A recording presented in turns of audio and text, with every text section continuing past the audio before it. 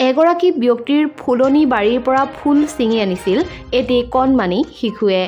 এই কথাটোতে খৰ্গহস্ত হৈ ফুলনি বাৰীখনৰ গৰাকীয়ে কৰিছে এক জঘন্য কাণ্ড। এপাহ ফুল ছিঙাৰ ক্ষোভতেই ব্যক্তিজনে ফুল ছিঙা শিশুটিৰ মাতৃৰ নাক কাটি দিছে। আৰু এই জঘন্য কাণ্ডটো সংঘটিত হোৱাৰ পাছতেই অঞ্চলটোত এতিয়া চাঞ্চল্যৰ সৃষ্টি হৈছে।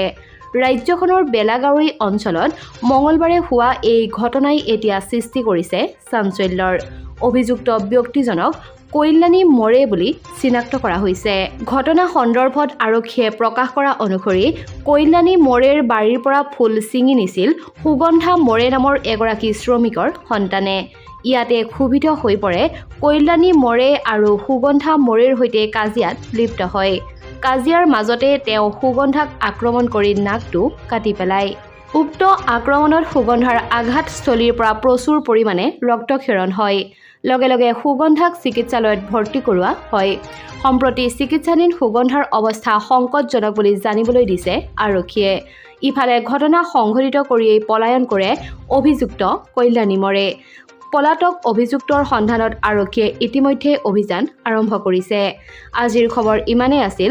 শেষলৈকে চোৱাৰ বাবে ধন্যবাদ। লগতে কৈ থওঁ, নতুন নতুন খবৰসমূহৰ বাবে আমাৰ চেনেলটি যদিহে এতিয়াও ছাবস্ক্ৰাইব কৰি লোৱা নাই তেনেহ'লে প্লিজ চেনেলটি ছাবস্ক্ৰাইব কৰি কাষত থকা বেল আইকনটো প্ৰেছ কৰি ল'ব।